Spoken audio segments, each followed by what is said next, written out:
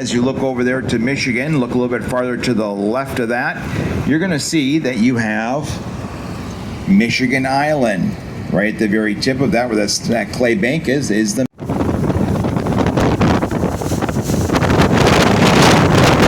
Many of you probably did a little bit of research on Lake Superior. You found that Lake Superior was the world's largest body of fresh water. But the question is Lake Superior the world's largest by volume or by surface area? So let's see. Raise your hand, raise an eye. Who believe it is volume?